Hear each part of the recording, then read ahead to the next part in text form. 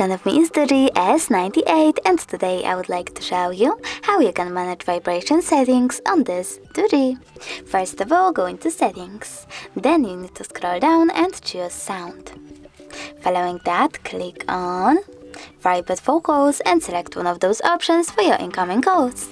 Never vibrate, always vibrate, or vibrate first, then ring gradually.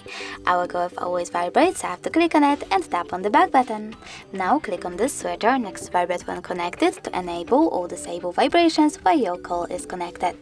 Then you need to click on advanced over here, scroll down and tap on the switchers next to charging sounds and vibrations, and start vibrations to enable or disable them.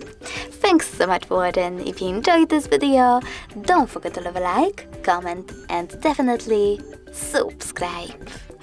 Bye!